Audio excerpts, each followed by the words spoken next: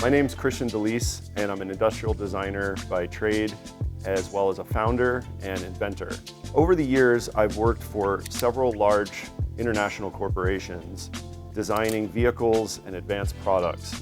At some point along the journey, I realized that if I wanted to make an impact in the products we were making and the vehicles we're producing, it was essential to be involved earlier in the process, as oftentimes design is inserted into the process of development when a lot of decisions have already been made. So about 8 years ago, we founded Delise Design in Southern California.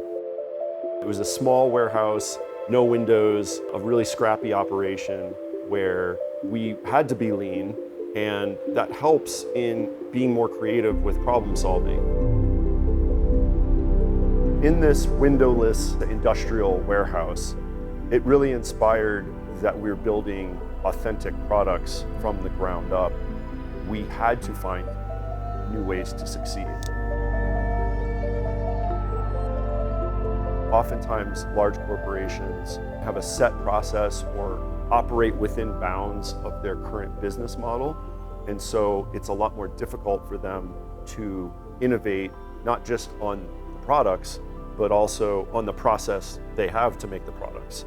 So this was something we were very proud to take this kind of grassroots approach to design, where we used a lot of the traditional techniques, a lot of the more analog techniques, mixed with the new high tech that we really feel it's the best of both worlds. We want to keep this art of traditional car design, vehicle design, very much alive.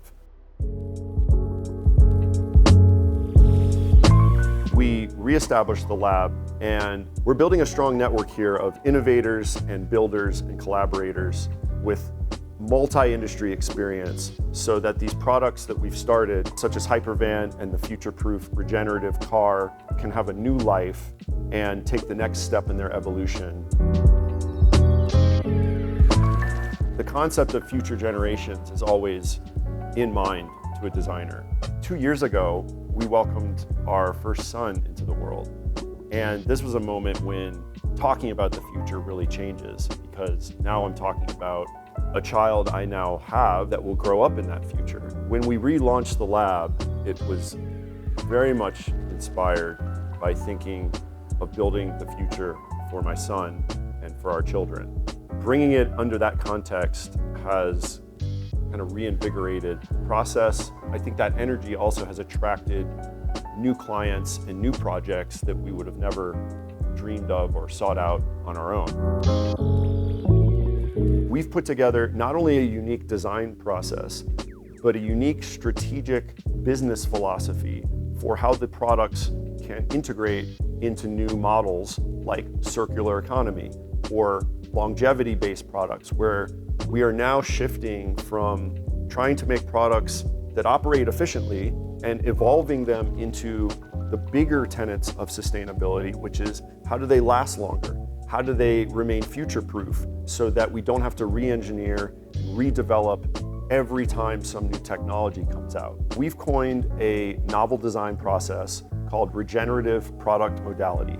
RPM is a way of looking at a product not just in its initial sale price and its initial life cycle, but how that life cycle over time can be extended and also monetized further. The most high-tech thing we make today will inevitably at some point be somewhat obsolete or have its relevance challenged by new technology. And that's a unique perspective we bring as a design firm to clients and companies that may have found their limit in how much they can innovate. The true purpose of this lab and our design firm is to breathe inspiration into what vehicles of the future really could be.